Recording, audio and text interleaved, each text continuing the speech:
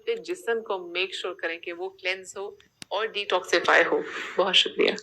30 दिन लगातार रोजा रखने से आपके जिस्म में क्या पॉजिटिव हेल्दी चेंजेस आते हैं, आए आपको बताते हैं। जी हाँ, रमजान के बाबरकत महीने में ना सिर्फ हमारी वो रूह के लिए बहुत अच्छा है, हमारी रूह की क्लिनजिंग के लिए अच्छा है, हमारे जिस्म के लिए भी बहुत अच्छा है। जिस्म के लिए कैसे अच्छा है, इसके बारे में बात करते हैं।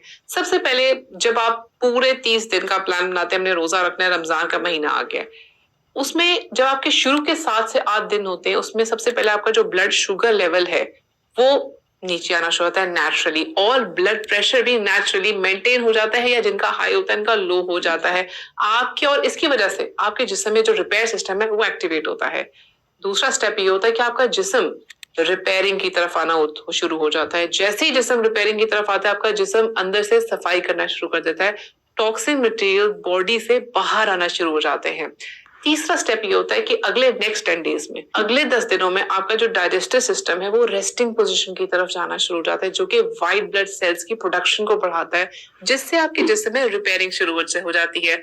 सफेद खुलिए आपके खून में बढ़ने से रिपेयरिंग शुरू हो जाती है। चौथा स्टेप ये होता है कि जैसे ही आपके ऑर्गन्स रिपेयर होते हैं, बॉडी में नेचुरल क्लींजिंग शुरू हो जाती है, जिससे आपकी एनर्जी लेवल्स बढ़ जाते हैं, कॉन्सेंट्रेशन बेहतर होती है, फोकसिंग बेहतर होती है, और आपकी, जिसे कहते हैं ना कि शुरू में इतनी ताकत नहीं थी, आगे जाके हमें एंड्योरेंस आ गई, ये उस वजह से होता है।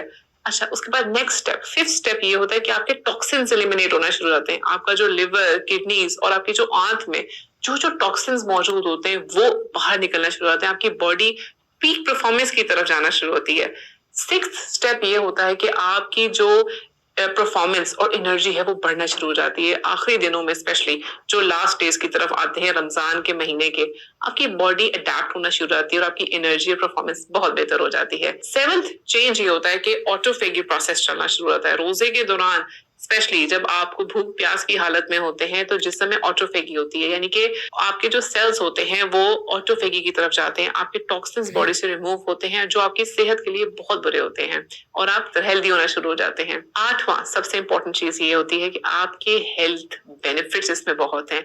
जिन लोगों को शुगर होती है उनकी शुगर लेवल मेंटेन होना शुरू हो जाती है, जिन लोगों को वजन का मसला है उनका वजन भी कंट्रोल होना शुरू होता है, जिनका ब्लड प्रेशर का मसला है वो भी अपनी अद्वियात ले टाइम पर और रोजा रखे तो उससे उनका ब्लड प्रेशर भी कंट्रोल रहता है।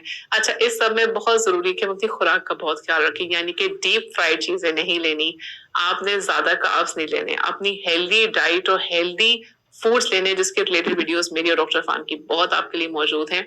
अपने रमजान को अपने लिए हेल्दी बनाएं, अपनी रूह की क्लेंजिंग पे ध्यान दें, और साथ ही साथ जिस्म को मेक श्योर करें कि वो क्लेंस हो और डिटॉक्सिफाई हो। बहुत